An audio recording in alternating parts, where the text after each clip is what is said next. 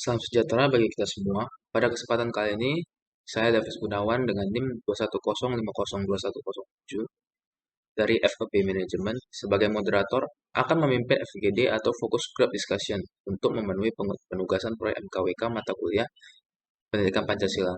Sebelum memulai FGD, ada baiknya kepada para responden untuk perkenalkan dirinya terlebih dahulu. Perkenalkan, nama saya Julianti Nawaban, NIM 2107114, Fakultas Ilmu Budaya, jurusan Bahasa Mandarin.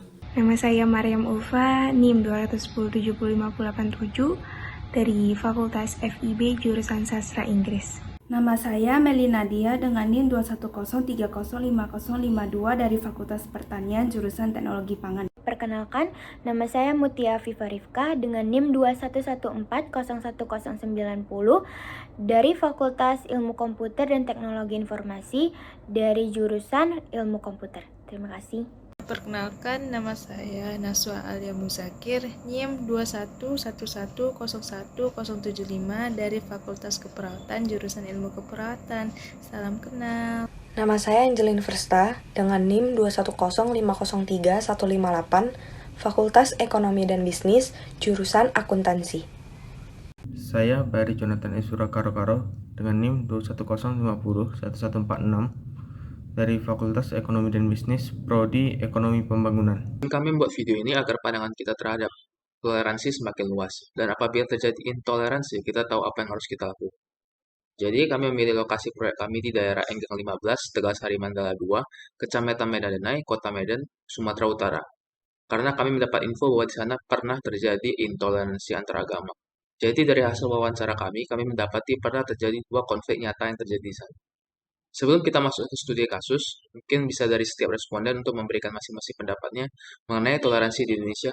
Bagaimana sih pandangan kalian terhadap toleransi di Indonesia? Menurut saya pribadi, sedikit kemungkinan adanya intoleransi kalau dalam segi agamanya, di mana kita ketahui bahwa setiap suku atau agama itu sudah saling menghargai satu sama lainnya. Seperti contohnya, tidak mengganggu agama lain ketika beribadah, tidak merusak tempat ibadah orang lain, terkecuali adanya teror-meneror di rumah peribadatan. Toleransi di Indonesia juga ada di Indonesia. Tidak memaksakan satu atau orang lain untuk memasuki agama tertentu. Semua itu berdasarkan keyakinan atau kepercayaan seseorang. Menurut saya, tingkat toleransi di Indonesia semakin menurun, terutama di era digital sekarang, di mana oknum-oknum yang mempunyai kepentingan masing-masing, mempunyai kepentingan sendiri, mengkambing hitamkan perbedaan agama yang ada di Indonesia. Salah satunya adalah menebarkan ujaran kebohongan dan kebencian. Dengan penyebaran yang begitu masif, tidak sedikit masyarakat Indonesia menjadi korban. Media yang biasa digunakan untuk mendapatkan informasi yang valid, justru sekarang digunakan untuk menyebarkan provokasi kebencian, sehingga tidak sedikit mengakibatkan terjadinya konflik dan menunjukkan sikap intoleransi. Terima kasih. Nah, menurut pandangan saya, toleransi di Indonesia sudah cukup baik secara keseluruhan, meskipun akhir-akhir ini terjadi atau terdapat konflik atau isu di tengah masyarakat. Nah, dari berbagai isu yang berkembang di ranah publik dapat membuat suasana psikologi, sosial, politik menjadi gerah dan panas. Nah, sikap publik dalam menyikapinya pun bisa terbelah dua. Nah, ada antara pro maupun kontra dalam menilai konflik atau isu tersebut. Nah, hanya jika sudah melanggar hukum dan mengganggu kebersamaan kita sebagai bangsa, maka pendekatan hukum yang tegas ditegakkan kepada pihak yang bersikap intoleran tanpa pandang bulu. Begitu dari saya, sekian dan terima kasih. Menurut saya, secara pribadi, agama semuanya mengajarkan tentang kebaikan. Dan di Indonesia, banyak upaya yang telah dilakukan oleh pemerintah dan juga masyarakat pemeluk agama lain dalam membangun toleransi antar umat beragama. Namun, di Indonesia masih banyak warga ataupun masyarakat yang kurang memahami atau mudah terpengaruh oleh beberapa oknum yang mungkin akan menimbulkan kericuhan yang menyebabkan perpisahan ataupun perkelahian antara agama satu dengan yang lain. Namun hal itu bisa diberhentikan atau dikurangi dengan adanya upaya-upaya dan juga teguran dari masyarakat sekitar. Jadi menurut saya, toleransi di Indo masih belum cukup baik, namun upaya yang telah dilakukan oleh warga sekitar dan juga oleh pemerintah sudah sangat baik dilakukan. Terima kasih atas responnya. Selanjutnya kita langsung saja masuk ke studi kasus yang pertama. Ada seorang warga yang sudah lama tinggal di sana, tiba-tiba memelihara seekor anjing. Walaupun di sana mayoritasnya muslim, seperti yang kita tahu bahwa air liur anjing bagi muslim adalah haram. Tapi mereka tetap biasa saja, walaupun tetangganya memelihara seekor anjing. Tetapi pada hari-hari berikutnya anjing tersebut tidak diikat dan dibiarkan di depan rumah, sehingga anjing tersebut menggonggong ke warga sekitar. Padahal sudah diingatkan berkali-kali kepada si pemilik anjing untuk memasukkan anjingnya tersebut di dalam rumah. Tetapi malah pemilik anjing tidak peduli dan membiarkannya. Sehingga suatu hari warga sudah geram dan akhirnya terjadilah keributan antara warga dengan si pemilik anjing tersebut. Terjadi adu mulut hebat di antara kedua belah pihak itu, sampai akhirnya direlai dan beberapa hari kemudian si pemilik anjing tersebut pindah rumah. Tapi sebelum pindah rumah, si suami dari pemilik anjing tersebut meminta maaf secara langsung kepada keping di sana atas perbuatan istrinya tersebut. Menurut para responden, bagaimana dengan studi kasus yang pertama ini? Oke, dari studi kasus pertama, untuk memelihara hewan peliharaan adalah hak semua orang dan kewajiban si pemilik adalah mengurus dan mengawasinya. Akan tetapi jika itu mengganggu orang lain, seperti kasus ini anjingnya tidak diikat dan menggonggong ke warga sekitar yang mungkin kebisingan tersebut sampai menghentikan percakapan penting, dan itu menurut saya itu kurang menghargai. Tapi jika sudah diingatkan berkali-kali dan mereka tidak mengindahkannya, maka itu sudah intoleransi. Karena sejatinya hewan peliharaan seperti seekor anjing mungkin akan diam dan tenang selama bersama pemiliknya. Terima kasih. Tindakan si suami yang sudah benar, yaitu sebelum mereka pindah, dia meminta maaf dulu kepada warga sekitar atas perilakunya dan juga istrinya yang sudah salah, yaitu membiarkan anjing mereka yang ribut menggonggongi masyarakat. Dan dari sini juga kita dapat menyimpulkan bahwa sistem rasa toleransi di masyarakat itu masih ada. Dan sistem toleransi ini kita harus kembangkan dalam kehidupan kita sehari-hari. Menurut saya, sayang sekali pasangan suami istri tersebut harus pindah rumah. Padahal permasalahan ini dapat diselesaikan dengan komunikasi yang tenang dan sabar. Salah satu solusinya mereka bisa membeli penutup mulut anjing yang bisa menjadi alternatif untuk menjaga kenyamanan sewaktu warga sekitar lewat di depan rumah mereka. Solusi lainnya, mereka bisa memasang pagar di depan rumah mereka agar anjing mereka tidak bebas berkeliaran di sekitar rumah mereka. Menurut saya pada studi kasus pertama itu tingkat kesadaran diri manusia itu harus diperhatikan juga. Karena pada dasarnya kasus seperti ini merupakan munculnya ketidaksadaran diri terhadap diri seseorang itu. Karena pada dasarnya itu pemelihara anjing tersebut itu sudah diberikan toleransi dari warga sekitar yang mayoritasnya itu Islam gitu, dan mereka tuh mengizinkan atau tidak mempermasalahkan orang-orang yang memelihara anjing. Jadi seharusnya pemilik anjing tersebut seharusnya itu bisa memberikan rasa nyaman gitu dengan menjaga anjingnya gitu, maksudnya dengan mengikat anjingnya atau tidak mengganggu orang lain gitu. Karena dengan adanya suara gonggongan anjing di saat kita itu hidup bertetangga, itu mengganggu orang-orang yang ada di sekitar kita gitu.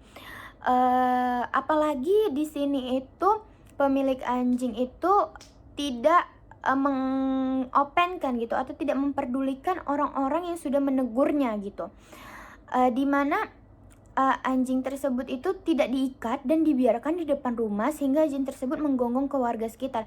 Itu kan berarti sudah mengganggu kenyamanan warga sekitar dan patut untuk ditegur. Dengan cara menegur tersebut seharusnya pemilik anjing itu sadar atas kesalahan yang sudah dilakukannya. Jadi toleransi itu bukan hanya sekedar kita menghormati orang yang toleransi itu dilakukan dengan kesadaran diri juga. Maksudnya toleransi itu juga bukan sekedar dengan hanya kita menghargai atau tidak memerdulikan dia beragama apa misalnya ataupun bersuku apa, bukan seperti itu, tetapi toleransi itu saling menghargai. Jadi di sini tuh warga muslim yang ada di sekitarnya itu menghargai pemilik anjing untuk memelihara anjing, dan pemilik anjingnya ini juga harus menghargai warga sekitar untuk sadar diri untuk mengikat atau memasukkan anjingnya ke dalam rumah misalnya, agar tidak mengganggu warga sekitar. Jadi di sini tuh toleransi itu memang harus banget disanjungi atau diseimbangi dengan kesadaran diri tersebut. Maka dari situ kasus ini tuh menurut saya tuh tidak seharusnya ada gitu, karena pada dasarnya bukan hanya kita yang ada di lingkungan tersebut. Kita juga harus bertoleransi terhadap tetangga, karena tetangga itu memiliki perbedaan dengan kita kan, seperti itu. Terima kasih atas responnya. Langsung saja kita masuk ke studi kasus yang kedua. Ada seorang warga yang sudah lama tinggal di sana. Kita sebut saja namanya si A. Dan warga sekitar pun sudah tahu si A ini memang suka memutar lagu. Tapi suatu hari si A memutar lagunya dengan sangat kencang pada waktu itu sedang azan. Sehingga warga sekitar menegurnya.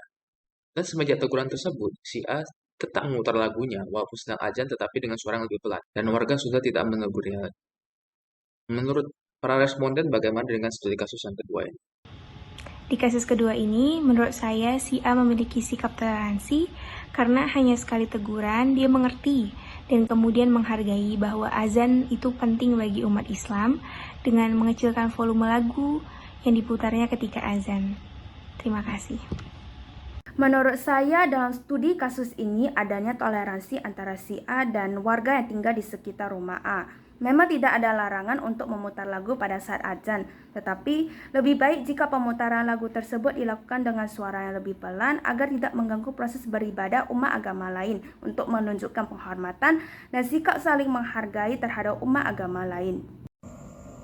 Nah, menurut saya ini bisa terjadi atas kelalaiannya si A, karena kan si A sudah lama tinggal di daerah tersebut yang berdekatan dengan masjid.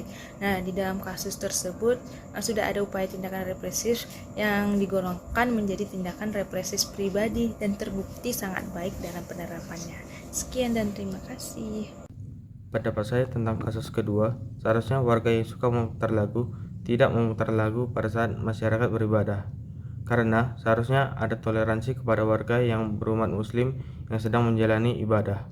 Jadi pendapat saya mengenai studi kasus kedua itu adalah yang seperti saya bilang di studi kasus pertama, bahwasanya toleransi itu harus diseimbangkan dengan adanya rasa kesadaran diri. Jadi banyak warga atau banyak masyarakat Indonesia itu yang belum mengerti apa artinya toleransi gitu, dan gimana kita cara menyikapi toleransi tersebut.